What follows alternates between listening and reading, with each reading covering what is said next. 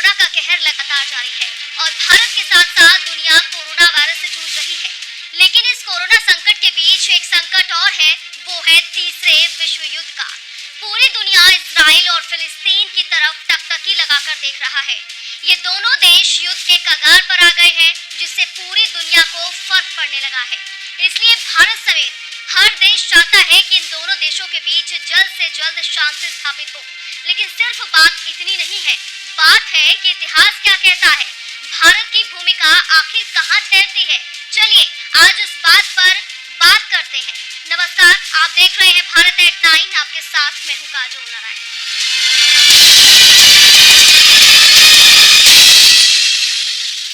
जहाँ दोनों देशों के बीच इस लड़ाई में मासूम लोगों की जान जा रही है, वहीं कुछ देश ऐसे भी हैं जो अब गुटबंदी करने में लग गए हैं और उन्होंने अपने अपने हिसाब से एक देश को चुन लिया है जिसका वो समर्थन कर रहे हैं।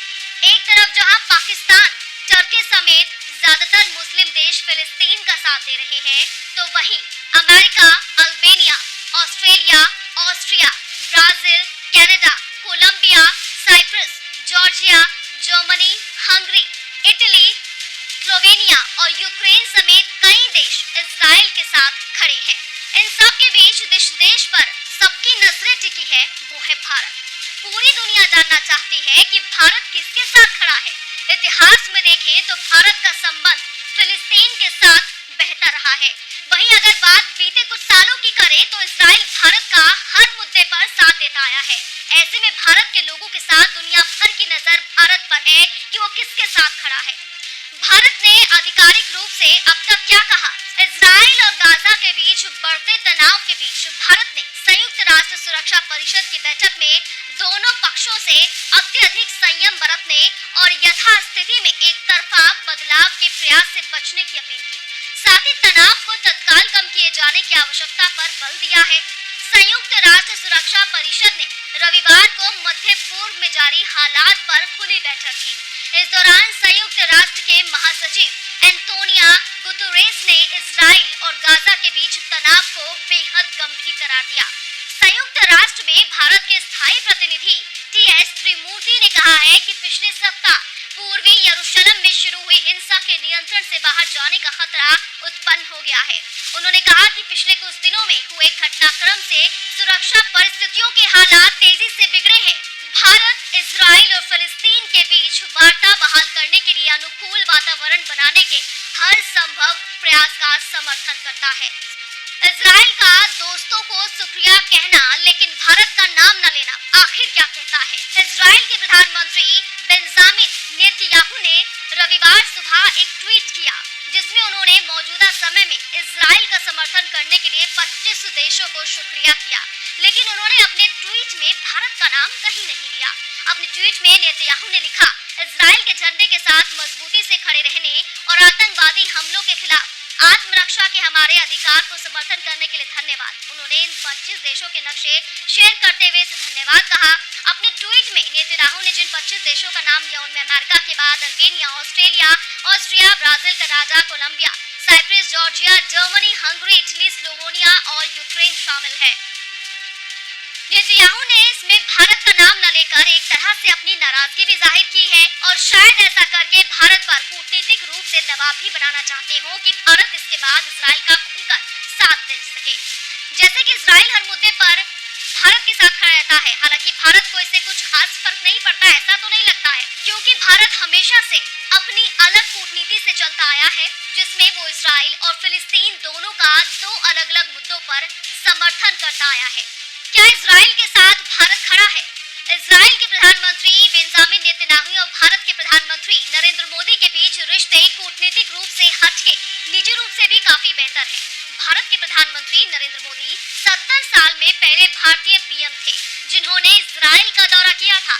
इजराइल भी इधर कुछ सालों से भारत का सबसे बड़ा दोस्त बनकर उभरा है, जो उसके साथ हर मुद्दे पर खड़ा रहता है, चाहे वो कश्मीर का मुद्दा हो या फिर आतंकवाद का। यही नहीं, बीते कुछ सालों में इजराइल ने भारत को बेहतरीन डिफेंस डील भी दी है जिसकी भारत को बहुत जरूरत थी। दोनों देशों के बीच रिश्ते ऐसे हैं कि पूरी दुनिया को पता है कि भारत की तरफ आंख उठाने का मतलब कि इजराइल आंखें नोचने को तैयार बैठा है। भारत का इजराइल के साथ संबंध डिफेंस और इंटेलिजेंस के मामले में बेशक शानदार है और दोनों देश एक दूसरे के साथ खड़े हैं। क्या फिलिस्तीन के साथ हो सकता है भारत? भारत का रिश्ता फिलिस्तीन के साथ इतिहास में बहुत गहरा रहा है। 70 के दशक में फिलिस्तीन मुक्त संगठन के मुखिया यासिर अराफत के रहते हुए फिलिस्तीन और भारत के रिश्ते काफी बेहतर थे। रिश्ते कितने बेहतर थे उसे आप इस तरह से समझ सकते हैं कि यासिर इंदिरा गांधी को अपनी बड़ी बहन मानते थे और उनकी कोई भी बात नहीं टालते थे। इंदिरा गांधी भी उन्हें वैसा ही मानती थी, इसलिए जब भी यासिर और अराफत भारत आते थे तो एयरपोर्ट पर उन्हें लेने इंदिरा गांधी खुद जाया करती थी। 1974 में भारत अकेला गैर मुस्लिम देश था जिसने फिलिस्तीन मुक्ति संगठन को मान्यता दी थी। वहीं 1988 में फिलिस्तीन को बतौर राष्ट्र मान्यता देने वाला भारत पहली पंक्ति में खड़ा था। फिलिस्तीन के साथ भारत मानवाधिकार और आजादी जैसे मुद्दों पर हमेशा से खड़ा है। जानकारों की माने तो भारत इस दोनों देशों के बीच एक बेहतरीन कूटनीतिक रिश्ते कायम करने में सफल रहा। भारत दोनों देशों के साथ दो अलग अलग मुद्दों पर है। इजराइल के साथ जहां भारत व्यापार, रक्षा सौदे और इंटेलिजेंस के मुद्दे पर है, तो वहीं फिलिस्तीन के साथ मानवाधिकार और उसकी आजादी के मुद्दे पर खड़ा रहता है। यही वजह है कि दोनों देश भारत को अपना दोस्त बताते हैं और भारत भी इन दोनों देशों को अपना दोस्त बताता है। भारत में इस वक्त इजराइल और फिलिस्तीन को लेकर सोशल मीडिया पर भारत के लोग दो धड़ों में बटे हैं। एक तरफ जहां एक समुदाय फिलिस्तीन के समर्थन में पोस्ट करते नजर आ रहे हैं, तो वहीं दूसरा समुदाय इजराइल की कार्रवाई को अपना समर्थन दे रहा है और कह रहा है कि किसी भी देश को अपनी सुरक्षा के लिए ऐसी कार्रवाई करने का पूरा हक है। हालांकि इन दोनों धड़ों के लोगों को ये समझने की जरूरत है कि उनके राग अलापने से विदेशी नीति नहीं चलती। देश की विदेशी नीति कूटनीति और विश्व में भारत की स्थिति को देखकर चलती है। इसलिए उन दोनों धड़ों को अपने देश के हालात पर चिंता करनी चाहिए, ना कि दोनों देशों का समर्थन और विरोध करके अपने देश में नफरत की भावना फैलानी चाहिए।